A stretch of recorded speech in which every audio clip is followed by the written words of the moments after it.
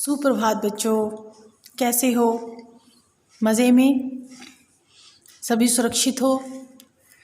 चलो आज बात करते हैं कि हम घर में क्या करते हैं। सुबह लेट उठते हो? नहीं, जल्दी उठते हो। हाँ, हमें सुबह उठ के व्यायाम भी करना चाहिए, सैर भी करनी चाहिए, अपने स्वास्थ्य का ध्यान भी रखना चाहिए। आपको याद नहीं आता कि आप सुबह जल्दी उठ के 7:30 तक स्कूल पहुंच जाते थे और उसके बाद विद्यालय में हम जब कक्षा लगाते थे अपनी, तो एक टीचर का इंतज़ार करना आपको लगता था अच्छा?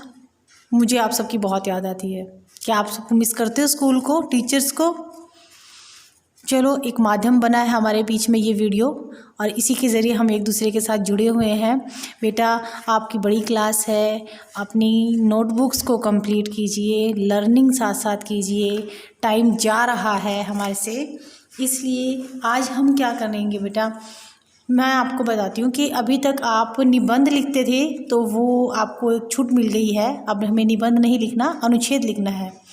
तो अनुच्छेद लेखन के अंदर क्या है, अनुच्छेद लिखने के ज़्यादा नहीं, थोड़े से नियम हैं जिसके अंदर मैं आपको ये बताऊं कि अनुच्छेद एक प्रकार का ना संक्षिप्त लेखन शैली है, जिसके अंदर सिर्फ हमें मेन मुख्य जो विषय है उस पर केंद्रित रहना है। और अनुच्छेद लिखते समय ना तो इसके अंदर कोई उदाहरण, दृष्टांत, ये सब चीज़ें नहीं डालनी हमने। आई मेरी बात समझ में? कि हमें अनुच्छेद लिखते समय एक तो उसका टॉपिक क्या है, विषय क्या है, उसका मुख्य बात क्या है, वो उसमें डालनी है। अनुच्छेद हमारी बुद्धि कौशल को बढ़ाता है और कम शब्दों में लिखने का अभ्यास हमें करना होता है। अनुच्छेद में हमें बेफजूल की बातें नहीं लिखनी होती, इधर उधर की। जैसे हम निबंध लिखते हैं तो एक ही बात को आप कई बार एक पंक्ति को बनाते रहते हो, वो नहीं करना है। मेन बातें लिखनी है कम शब्दों में, यानी 100 से 120 शब्द में आप इसे लिख सकते हो। और इसके अंदर एक बात और विशेष ध्यान जो हम देने की बात होती है वो ये कि इसका पहला और अंतिम वाक्य अर्थगर्भित होना चाहिए, उसका अर्थ प्रकट होना चाहिए कि इसमें आपने बताना क्या है और क्या बताया है। अनुच्छेद के संबंध में पाठक का जो पढ़ने वाला है वो इतना अधिक जागृत हो जाना चाहिए, उसके अंदर कौतूहल, कि इसके अंदर जो लिखा है वो थोड़े शब्दों में ही उस तक संदेश पहुंचा सके। तो आइए मैं आपको एक छोटा सा उदाहरण देती हूँ। बस 3 बातें ध्यान रखना कि एक, अपनी बुद्धि कौशल से थोड़े शब्दों में अधिक कहने का अभ्यास करना है आपको। आज मैं आप एक विषय लेते हैं हम, जो हमारे पास है बाल मजदूरी। एक लिया है हमने टॉपिक। अब देखो, बाल मजदूरी, आपके पास अनुच्छेद अगर लिखना आता है तो हमने उसके अंदर क्या देखना है, क्या बात देखनी है। पहले आप अपने अंदर एक विचार करो और सोचो कि क्या हमें इसके अंदर लिखना है कि बाल मजदूरी एक कलंक है हमारे देश के लिए। सबसे पहले तो बाल मजदूरी उत्पन्न कहाँ से होती है? गरीबी और अशिक्षा की वजह से। जो बच्चे गरीब हैं, स्कूल नहीं जा पाते। दूसरा, इनके पास किस चीज़ का अभाव है? साधनों का।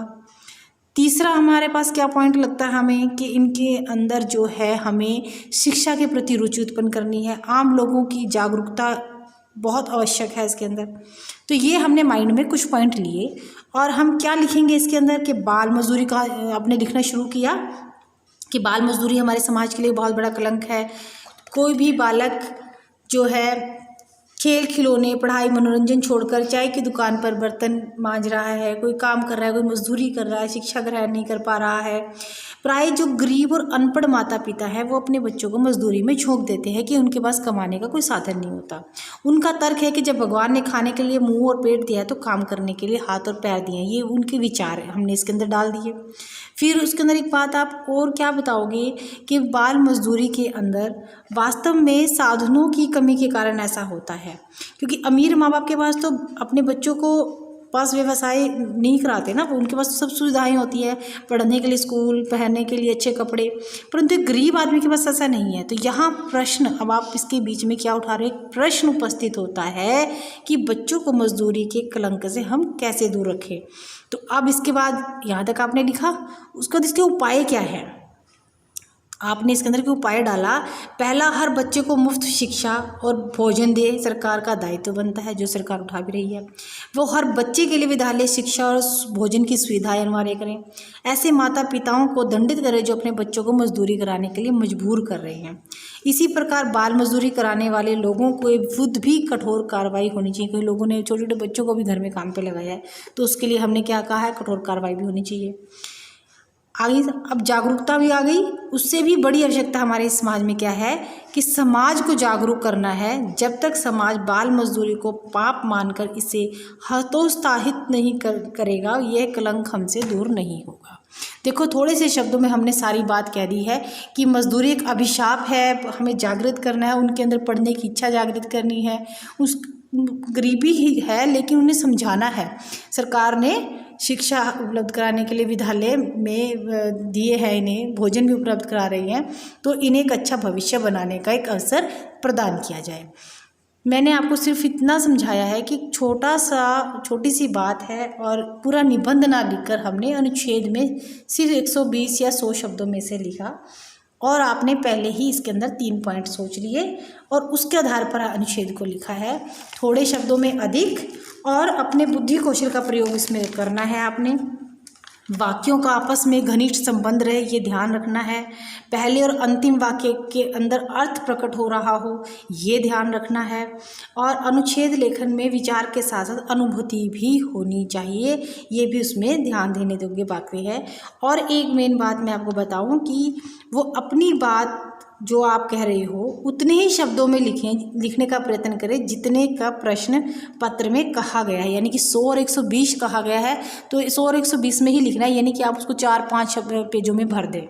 ठीक है, 2-4 या कम से कम अधिक शब्द जो है वो उसके अंदर आप डाल सकते हो।